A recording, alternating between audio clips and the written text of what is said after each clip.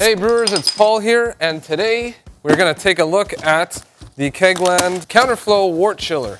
I mean, you could use this with any brewing system really, but it's kind of designed to go with the Brewzilla. I actually haven't used one yet, so I'm curious to see how it compares to regular immersion chiller. In this video, I'm just going to give you a quick overview of what else you're going to need to buy to make this thing work. Because out of the box, no tubing, nothing. You're going to need just regular vinyl tubing for your cold water in and a hose clamp for that. That nice and tight there. Then you're also going to need a garden hose fitting. Perfect. Then all the garden hose stuff that I have is all quick disconnect, so I'm gonna put one of those on there as well. If you don't have quick disconnect, obviously don't put this on. But we're just constantly unplugging and plugging stuff, so it just makes sense.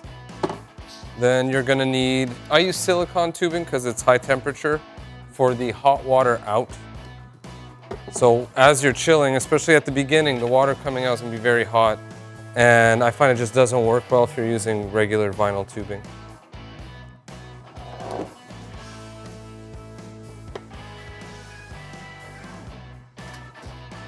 And then for the wort in from your Brewzilla, you're just gonna hook up to your sparge arm.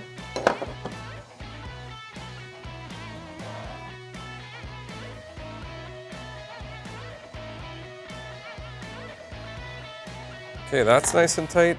And then finally, I'm gonna use some more high temperature silicone tubing for the wort out. So this is what's gonna go either back into your Brewzilla or into your fermenter. And at the beginning, it's gonna be very hot as well. So I'm gonna use some high temperature silicone tubing for that.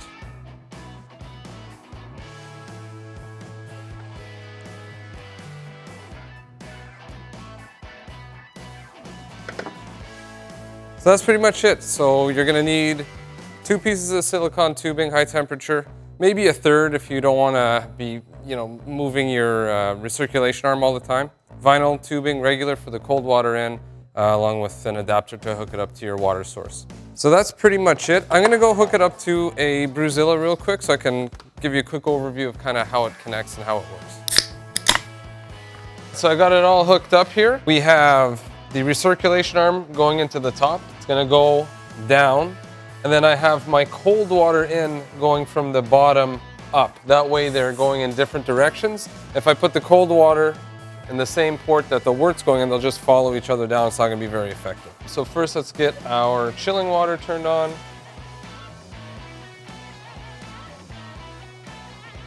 So far so good. And now let's start up our Brewzilla pump, make sure it's open full bore.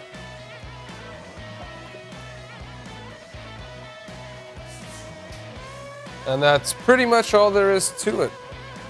As soon as we start getting... Right now I'm just using water just for a demonstration purpose. But there you go, that's how you hook it up and use it.